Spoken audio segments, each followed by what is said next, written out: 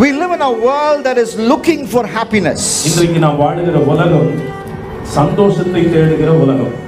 At the end of the new year, many people in this world went to a party to dance so that they thought maybe through that dance and that revelry they can find some happiness. அங்கே 2018 ஆண்டு முடிவிலே 2019 ஆண்டு வருகைக்காக பாட்டு ஆட்டம் ஆடி party நடத்தி எப்படியோ சந்தோஷத்தை வர வைக்கணும்னு போகிற ஒரு கூட்டம் இன்றைக்கு உலகத்தில் இருக்குது. Many men stopped at around 8 o'clock or 9 o'clock before the new year on the 31st of December outside a Taskmax shop, and they bought a bottle of alcohol believing if they down themselves in that alcohol somehow they can get that elusive happiness. அவங்க 2018 ஆண்டு ஆரம்பிப்பதற்கு ஒரு 4-5 மணி நேரத்துக்கு முன்னாலே டாஸ்மாக் கடையில வரிசையில் நின்று அந்த பாட்டில வாங்கி அதை குடித்ததுனாலே வருகிற குடித்த சந்தோஷம் வரும் என்று ஒரு மாயையான சந்தோஷத்துக்காக காத்திருந்தார். Some women went to Pandi Bazaar and they looked for that elusive combination, that purple and yellow chudidar, that purple and yellow sari, or that sari with that color combination that they've been wanting, and they thought if they can go and pick up that sari and wear it, and that will be the source of their happiness. நிறைய பெண்களுக்கு பாண்டி பஜார்ல போயிட்டு அங்க இருக்கிற மஞ்சளும் அந்த purple கலர்ல இருக்கிற சுடிதார் வாங்கி போட்டுட்டால் அது சாரியை உடுத்திட்டா நமக்கு சந்தோஷம் வந்துரும்னு போன பெண்கள் யாராலும். Some young people thought if they can get a hold of Huawei Mate P20 or the world's supposedly best smartphone available for 70,000 rupees, or they can get the latest mobile phone, then that would actually open the doors of happiness in their life. நிறைய வாலிபர்களுக்கு இருக்கிறதுலே latest ஐபோன்ல XT model அல்லது என்னென்னமோ latest model phone கையில இருந்தா அதுதான் சந்தோஷம் நினைக்கிறவங்க உண்டு. But how can our new year be truly happy? Because everyone says and everyone seems to wish you happy new year. How can that really graduate from being a wish to a reality in your day to day life?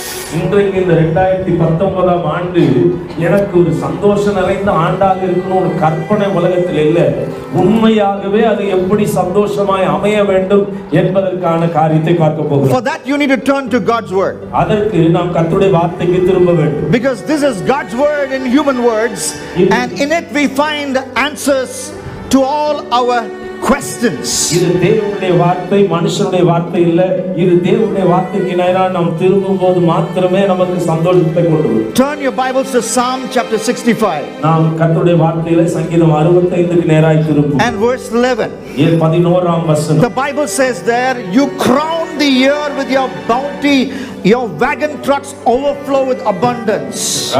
65ஆம் சங்கீதம் 11ஆம் வசனம், வருஷத்தை உம்முடைய நன்மையால் முடிசூட்டுகிறீர், உமது பாதைகள் நெய்யாய் பொழிகிறது. Verse 12, the pastures of your wilderness overflow, the hills gird themselves with joy. அங்கே வனாந்தர தாவரங்களிலும் பொழிகிறது, மேடுகள் சுற்றிலும் பூரிப்பாய் இருக்கிறது. The meadows clothe themselves with flocks and the valleys deck themselves with grain. They shout and sing together for joy. மேய்ச்சலுள்ள வெளிகளில் ஆடுகள் நிறைந்திருக்கிறது, பள்ளத்தாக்குகள் தானியத்தால் மூடியிருக்கிறது, அவைகள் கெம்பீரித்து பாடுகிறது. A year with bounty. அங்கே வருடத்தை பரிபூர்ண நன்மையினால் முடிசூட்டுகிறது. A year which overflows with abundance. அங்கே வருட நாட்கள் எல்லாம் பரிபூரணத்தால் நிரம்பி வழிகிற ஆண்டு. Year where your hill, your family, your location and your world will overflow with joy. உங்களுடைய குடும்பம், உங்களுடைய இடங்கள், நீங்கள் தங்கி இருக்கிற சுற்றுப்புறங்கள் எல்லாம் சந்தோஷத்தால் பூரிப்பால் நிறைந்திருக்கிறது. Is that possible? இது சாத்தியமா?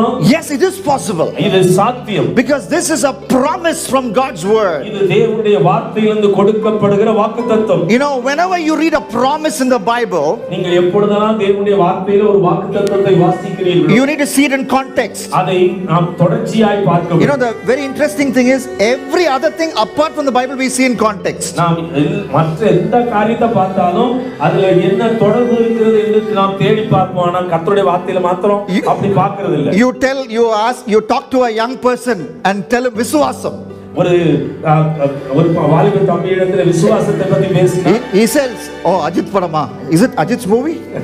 அத படமான்னு கேட்பான். Because immediately the word Viswasam, he places it in his context. அவன் விசுவாசம்னு சொன்ன உடனே அவன் இருக்கிற சூழ்நிலையில அவன் இருக்கிற சுற்று வட்டாரத்துக்கு அந்த வார்த்தை எதுல சூட் ஆகுமோ அதுல வைத்துக் கொள்வான். But the same natural instinct that we have to place everything in our world in context, we must apply when we read the Bible. அதே போல எல்லா காரியத்தையும் எந்த சுற்றுப்புறத்துல வட்டாரத்துல சேர்த்து வைத்து பார்க்கிறோமோ அதே போல கர்த்தருடைய வார்த்தையையும் அப்படி தொடர்ச்சியாக சுற்று வட்டாரத்துல வைத்து பார்க்க வேண்டும். This glorious promise comes at the end of a psalm.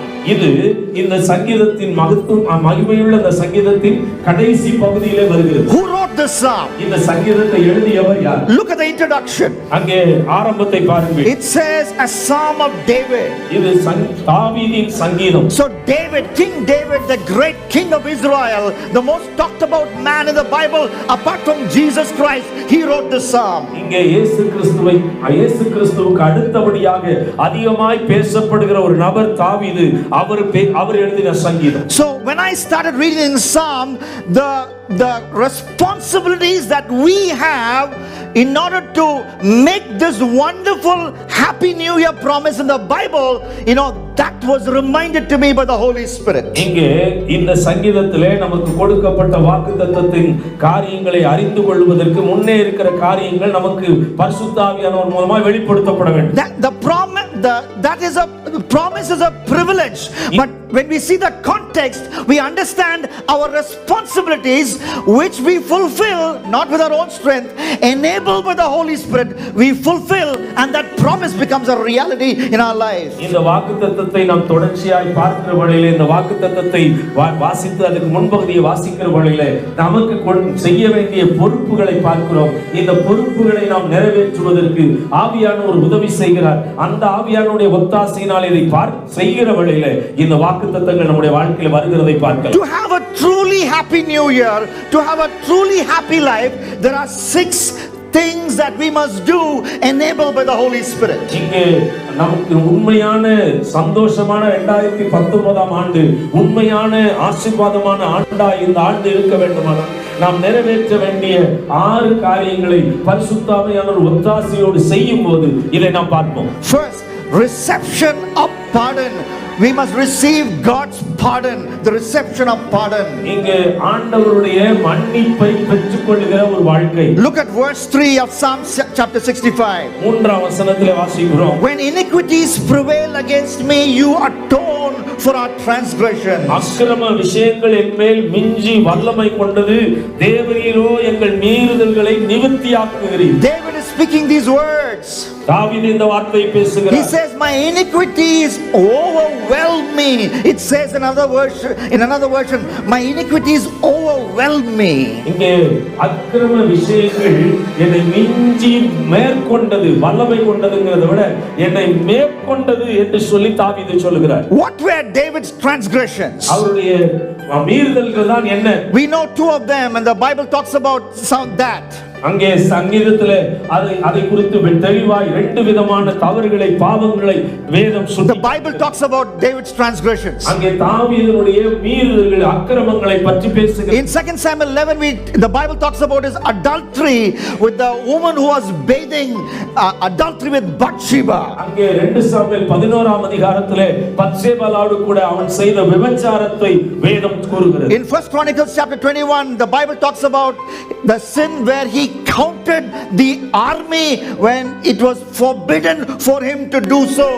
1 நாளாகமத்தின் புத்தகம் 21. 1 Chronicles 21. 1 நாளாகமத்தின் புத்தகம் 21ஆம் அதிகாரத்திலே தேவனுடைய சேனையை அவர் எண்ணினது தவறு அல்லது தப்பு என்று வேதம் சொல்லுகிறது. So here when the word of God says you atone for my transgressions, plural, perhaps David was talking about the times when he had sinned against God, when he had goofed up against God, and he says, Lord, I am sorry. அங்கே தேவரீரோ எங்கள் மீறுதல்களை நிவர்த்தியாக்குகிறீர் என்று பன்மையிலே பேசுகிறார். அவர் தன்னுடைய வாழ்க்கையிலே செய்த பாவங்களை தேவன் நிவர்த்தியாக்குகிறார் என்று சொல்கிறதை தெளிவாய் சொல்கிறார். At the start of this new year, may I challenge you to turn away from sin. It could be the sin of adultery. இது நீங்கள் பாவத்தை விட்டு திரும்புகிற ஒரு வருடமாய் இருக்க வேண்டும். அது ஒருவேளை விபச்சாரமாய் கூட இருக்கலாம். Adultery, though we may not have done physical adultery, many of us are pretty close to it or have already committed adultery. இன்றைக்கு நாம் சரீர பிரகாரமாக செய்கிற விபச்சாரம் இல்லாவிட்டாலும் பல்வேறு விதங்களிலே விபச்சாரத்தின் எல்லைக்கு போயிருக்கிறோம், விபச்சாரமும் செய்திருக்கலாம். If you are in the habit of erasing your messages from your WhatsApp so that your partner or your parents cannot see it, that is also adultery.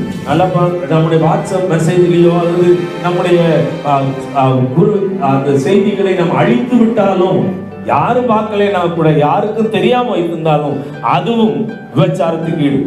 Chidaba was talking about integrity when no one watches us. When we are watching, if you are watching porn when no one watches us, that is also adultery, because the Bible says in 2 Samuel 11:27 that thing that David did displeased the Lord, and the first thing he did in 2 Samuel 11 was watch the butt of Bathsheba. He watched live porn, and that was displeasing to God. இங்கே நாம் இந்த காலை வேளையில ஆராதனை நேரத்துல அருமையான போதகர் பேசினார். நீங்க உள்ளத்திலே செவ்வையான வழியை கொண்டிருக்கிற காரியத்தை குறித்து பேசினார். இது யாரும் பார்க்காத நேரத்துல நீங்க எப்படி இருக்கிறீங்க என்பத கேரக்டரை குறித்து பேசினார். இந்த காலை வேளையில நானும் சொல்லட்டும், உங்களுடைய தனிப்பட்ட நேரத்துல நீங்க பார்க்கிற ஆபாச படங்கள், நீங்க பார்க்கிற தவறான காரியங்கள், இது யாரும் பார்க்காம இருக்கலாம், ஆனா உங்களை ஆண்டவர் பார்த்து கொண்டிருக்கிறார். அங்கே தாவீது அங்க லிட்டரலா அப்படிப்பட்ட ஒரு ஆபாச படத்தை பார்க்கிறவனாய் இருந்தான். The thing that David did displeased the Lord.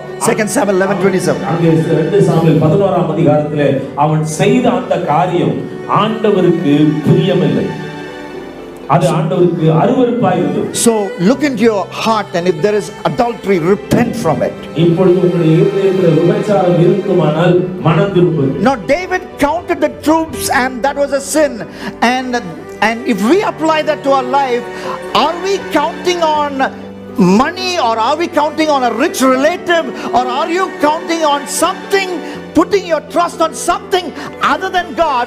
That is a sin against God. இரண்டாவது பாவம் அவன் செய்தான்.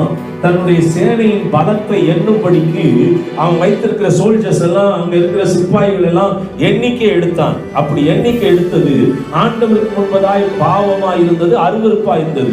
அதை போல நாமும் அதை ஒப்பிட்டு பார்ப்போமானால் நம்முடைய பணத்தையோ அல்லது நமக்கு செல்வாக்கு நிறைந்த நண்பர்களையோ அல்லது மற்ற எந்த காரியத்தை குறித்து நம்பிக்கை உடையவர்களாய் இருப்போமானால், தேவனை விட்டு மற்ற எதை நம்பினாலும் தாவீது எப்படி எண்ணினானோ அதை போல நாமும் எண்ணிக்கொண்டிருக்கிறோம். அது அக்கிரமம். When we look back at our life, God has been so gracious to us, and He has blessed us. He gave us a good job, He gave us a good house to live in, He gave us some wonderful friends. But instead of trusting in God, if we trust in that job or those friends or that house, that would be a sin against Him. And God's word to us this Sunday morning is that we must repent from that sin. இப்பொழுதும் நாம் ஒருவேளை ஆண்டவர் நமக்கு நல்ல வேலையை கொடுத்து ஆசீர்வதித்திருக்கலாம், நல்ல நண்பர்களை தந்திருக்கலாம், நல்ல சொத்துக்களை கர்த்தர் கொடுத்திருக்கலாம், இதெல்லாம் நல்ல ஆசீர்வாதம் தான்.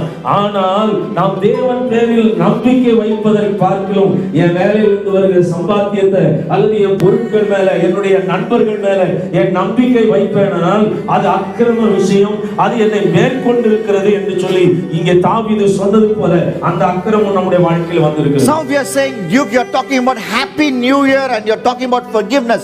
Where is the connection? There is a connection. I will point that connection to you right now. அப்படிப்பட்ட பாவங்களை விட்டு நாம் மனம் திரும்பும்போது ஆசீர்வதிக்கிறார். 2019ஆம் ஆண்டிலே சந்தோஷமாய் வாழ்வதற்கும் இந்த மனம் திரும்புவதற்கு என்னங்க நேரடி தொடர்பு இருக்கிறது என்று நீங்கள் கேட்கலாம். அதை நாம் பார்க்க இருக்கிறோம். The Bible says in Hebrews chapter 12 and verse 2, Jesus, for the joy set before Him, endured the cross.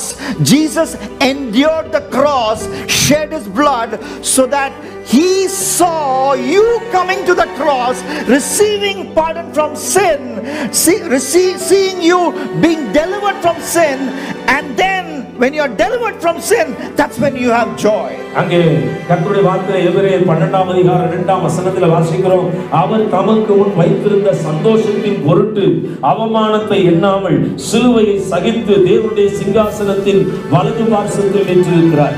இப்பொழுது இந்த காலை நேரத்தில் அவர் எனக்காக பாடுகளை சகித்து அவர் மரித்து 3ஆம் நாள் எழுந்ததினாலே எனக்கு வந்த மன்னிப்பு, எனக்கு வந்த பாவ மன்னிப்பு, எனக்கு வந்த பாவ மன்னிப்பினால் வருகிற சந்தோஷத்தை குறித்து இயேசு பார்த்தார். அது மாத்திரமல்ல, நாம் மனம் திரும்பி அவரிடத்தில் வருகிறதுனால வருகிற சந்தோஷத்தை இயேசு கிறிஸ்து முன்னமே பார்த்தார். The Bible says in Psalm chapter 32 the verses 1 and 2, blessed is the man whose transgressions are covered. Now another word for the word blessed in the Bible is happy is the man, joyous is the man whose transgressions are forgiven. எப்படி என்னுடைய இந்த 2019ஆம் ஆண்டு சந்தோஷமாய் இருக்கிற ஆண்டுக்கும் மனம் திரும்புவதற்கு என்ன சம்பந்தம் என்று பார்க்கிற வழியிலே சங்கீதம் 32:1-2 வாசிக்கிறோம். யாருடைய பாவங்கள் மூடப்பட்டதோ, யாருடைய அக்கிரமங்கள், யாருடைய மீறுதல்கள் மன்னிக்கப்பட்டதோ அவன் பாக்கியவான். The Bible in the Old Testament we have a short book called the book of Lamentations, and that short book's entire emphasis, only 5 chapters, is to tell you how much havoc and how much sadness, how much heartbreak it will cost you when you go and rebel against God and when you sin against God. That is the message of the book of Lamentations. புலம்பல் புத்தகம், எரேமியாவின் புலம்பல் புத்தகம் 5 அதிகாரம் உள்ள புத்தகம். இந்த 5 அதிகாரத்துல நீங்க தேவனுக்கு விரோதமாய் பாவம் செய்யும் போது, தேவனுக்கு விரோதமாய் போர்க்கொடி ஏற்றும் போது, தேவனுக்கு விரோதமாய் நீங்கள் உங்களுடைய கையை உயர்த்தும் போது கர்த்தருடைய வார்த்தை சொல்லுகிறது, அதுல வருகிற அபத்தமான அவலங்கள், அதுல வருகிற வேதனைகள், அதனால் வருகிற பாவத்தின் விளைவினால் வருகிற சங்கடங்கள், கஷ்டங்களை குறித்து அந்த 5 அதிகாரத்தில் எழுதுகிறார். So when we say bye bye to sin and sinful habits and come to the foot of the cross and receive the forgiveness, then joy bubbles forth. நன்றாய் பாருங்கள், எப்பொழுது உங்களுடைய அக்கிரம செய்கையை விட்டு திரும்பி பாவ மன்னிப்பை பெற்றுக்கொண்டு ஆண்டவரிடத்தில் வருகிறீர்களோ அப்பொழுது உங்கள் இருதயம் மிகுந்த சந்தோஷத்தினால் ஆனந்த பூரிப்பினால் நிரம்பும். In the year 1986, when I was 11 years old, in a meeting I turned from my sin and I put my faith in Jesus. I asked Jesus to cleanse me of my sin for the first time. 1986ஆம் ஆண்டு 11 வயது சிறுவனாய் இருக்கும்போது இயேசு கிறிஸ்துவை உள்ளத்தில் ஏற்றுக்கொண்டு பாவத்திற்கு இல்லை என்று சொல்லி திரும்பும்போது வந்த சந்தோஷம். I am 44 years now, and that is the best decision that I have taken, to turn from sin and put my faith in Jesus. So if there's anybody in this room, in this church, who has not yet done that, I beseech you to do it. இந்த காலை வேளையிலே இன்றைக்கு எனக்கு 44 வயது, 33 ஆண்டுகளுக்கு முன்பதாக நான் எடுத்த அந்த தீர்மானம் இருக்கிறதுலே என் வாழ்க்கையில பெஸ்ட் சொல்லுவேன். அது சிறந்த தீர்மானத்தை எடுத்தேன். அந்த தீர்மானத்தினாலே என்னை சந்தோஷத்தினால் நிறைத்தார். இன்றைக்கு இந்த சபையில உட்கார்ந்து இருக்கிற யாராகிலும் இதுவரைக்கும் மனம் திரும்பாமல் இயேசுவை ஏற்றுக்கொள்ளாமல் இருப்பீர்களானால் உங்களை மனம் திரும்பும்படி கேட்கிறேன். If as a believer you have faltered, you have backslidden, you have gone cold and you have gone back to sin, I beseech you also to turn from sin and come back and receive a fresh cleansing of his blood this Sunday morning. இந்த காலை வேளையில ஒருவேளை இந்த சபையில இருந்து ஆண்டவரை ஏற்றுக்கொண்டு ஆண்டவரை விட்டு பின்வாங்கி பாவத்திலே விழுந்து கொண்டிருப்பீர்களானால் இன்றைக்கு மனம் திரும்பி மறுபடி உங்களை அன்பாய் கேட்கிறேன். How can God crown our year with goodness and with divine joy? எப்படி ஆண்டவரின் வாழ்நாள் எல்லாம் வருஷங்கள் எல்லாம் நன்மையினால் முடிசூட்டுவதும் என்னை பரிபூர்ண சந்தோஷத்தினால் நிறைப்பதும் எப்படி? First, we must receive his pardon. முதலாவது அவருடைய பாவ மன்னிப்பை பெற்றுக்கொள்ள வேண்டும்.